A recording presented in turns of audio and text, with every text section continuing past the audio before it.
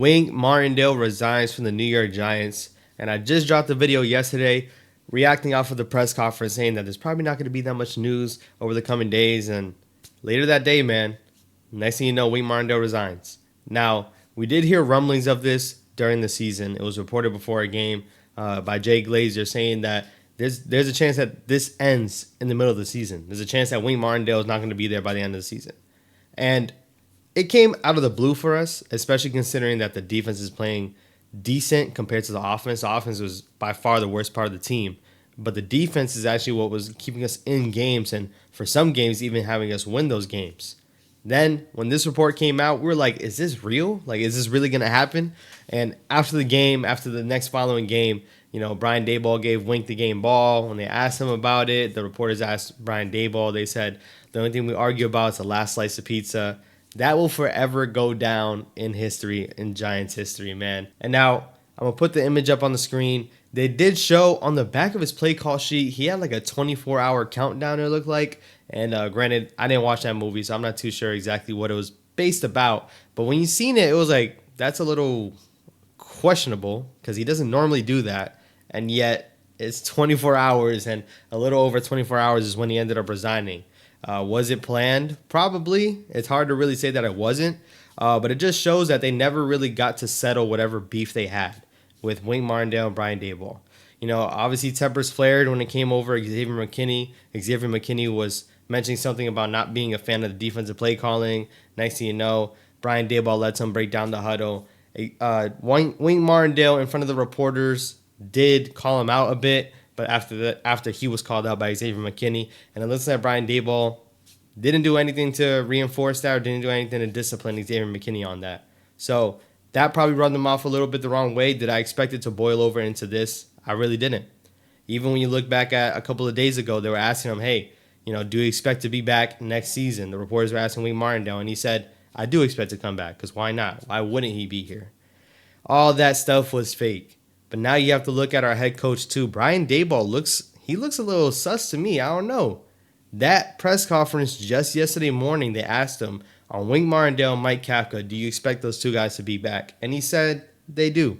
We definitely expect them to come back, to continue to keep that continuity, to continue to use words that Wink Martindale once said in a press conference himself. He turned it against him.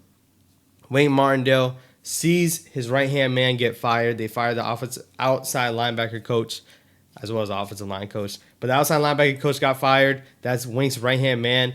I don't know if that was the last straw. I'm not too sure because I would assume that he knew he was leaving. Like I said, that 24-hour countdown, what is it? 24-hour countdown to his tenure or the Giants season?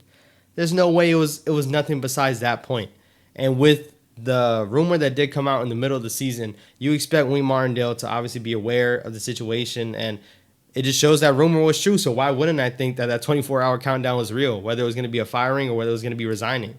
Now, the only reason why he's resigning is because the Giants refused to fire him. That's what's been reported. Obviously a lot of this is speculation, so don't quote me on it, but it's reported that the Giants are not willing to fire him, so he's resigning. And if he obviously gets fired, he's going to get paid the rest of his contract. If he resigns, he does not. I've also seen somewhere, I don't know how true it is, I've seen somewhere talking about, the Giants will grant wherever he's going to go to and let him resign, but the Giants have to agree to it as well. So if he wants to go down the street and go to Philadelphia, because Philadelphia has a lot of defensive struggles, then he can't because the Giants will simply not sign off on that.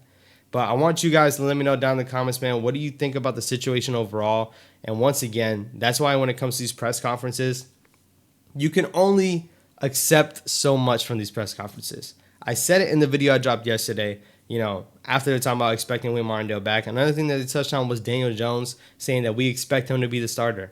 Listen, this is two things now that they're expecting to happen. Clearly, the Wink Martindale situation, there is no way Brian Daboll and Joe Schoen had no clue what was going to happen. There's no way. I refuse to believe that.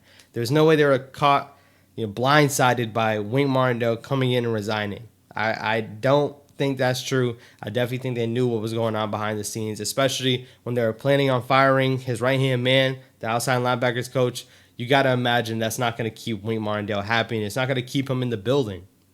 Everywhere Wink Martindale went, that guy was there as well. Drew Wilkins is his name.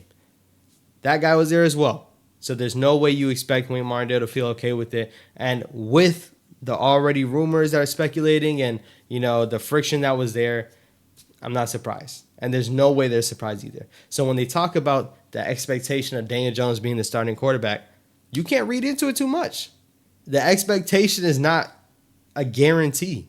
And clearly it shows. But what I do know is the Giants continue to make calculated moves and they know what moves they want to make.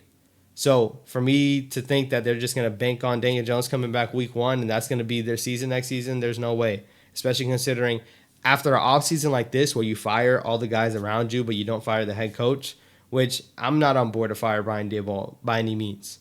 But the staff that's around him is the staff that he hired. He wanted those guys in the building.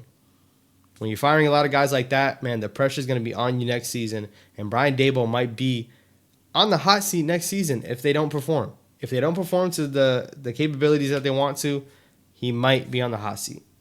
And Joe Shane, most important offseason heading into this next season, the third season under this regime, they have a lot of moves to make, a lot of things to turn around. And after a disastrous season that we just had, definitely expect them to be playing like their careers are on the line, playing like their Giants tenure is on the line. That's what they're going to be doing this upcoming season, man. A couple of housekeeping things I'll touch on as well. The defense obviously is going to take a hit. When you see guys like Dexter Lawrence flourish in this defensive scheme, when you see Kayvon Thibodeau with 11.5 sacks, when you see Deonte Banks, when you see Xavier McKinney, some players perform well in this scheme, but I do think they'll perform well in other schemes as well. Xavier McKinney, granted, he's been playing good, but I think his best season was under Patrick Graham, in that different scheme. So Deonte Banks was obviously drafted to fit this scheme, but he has a lot of talent. I think he can translate wherever he goes. Kayvon Thibodeau will only get better because even with the 11.5 sacks, he wasn't consistent. You didn't see the consistent pressure from him. The last 4 games, you didn't really see nothing from him in terms of rushing the passer. So I definitely expect Kayvon Thibodeau to be better in a new scheme because, listen, whatever scheme we get is going to be completely different from Wink Martindale. I explained the problems I had with his defense, and sometimes it worked, but sometimes it didn't. And when you have multiple games, right, the defense did look good. But when you have multiple games where you give up more than 40 points, especially to your division rival, there's no way I can sit right with it. You can't give up 49 points in one game and 40 points in the other to the Cowboys. I can't be comfortable with that, even with how putrid the offense was. But I will give him his flowers. I will give him his credit. Wayne Martindale did call some heck of a games this past season. He had like 6 games where he held the opponent down under 20 points. And I know everyone's going to remember that Jets game, that they were dominant all game. But the offense couldn't move the ball. The offense coughed up the ball. The Jets come back and win it. But games like that is what you're going to remember Wayne Martindale for and that defense for. And, if we had an average offense this season, it would have made the defense better and this team better hands down. So, of course, am I feeling ecstatic that he's not back? No. But I am excited to see what this new defensive scheme is going to be because at times playing man coverage and attempting to blitz and confuse the quarterback, guess what? When you don't confuse the quarterback, he's going to pick you apart. And when you go into the playoffs, when you play really good quarterbacks, they're going to pick you apart. It doesn't always work against the top quarterbacks and top offenses in the league. So I'm excited to see what this new defense is going to look like. Now, who are they going to get? Is it going to be Leslie Frazier from the Bills? Brian Daboll did coach with him. Could he be coming over? Who knows? I'm not really too sure, but I'm going to be keeping an eye out on the new defensive coordinators that are going to be available. Obviously after this whole playoff run, that's when coaches are really on the move and seeing if they're going to get a head coach spot, if they're going to get another defensive coordinator spot. Antonio Pierce is another guy that everyone's looking into, a former Giant. I would be happy with him. I think the Raiders are going to hire him, and if they don't, they're making a mistake, and I would love to see him be the new defensive coordinator. But time will tell, man. They have a lot of work to do this offseason, not only in players, but also personnel and personnel on the coaching staff. We got a whole lot of holes now. And barring anything from happening in the next 24 hours, because once again, I thought nothing was going to happen. Next thing you know, we don't got a defensive coordinator now. Mike Kafka might be on the move too. Don't sit pleasant on that. Once again, the expectation is that Mike Kafka is going to be back. There's also a chance that he's not going to be. So you guys let me know down in the comments, man, how you feel about this firing/resigning. Comment down below your thoughts. Subscribe to the video. Road to 10K still active, man. Like up the video, and I will catch you on the next one. Hopefully no one else gets fired. Peace.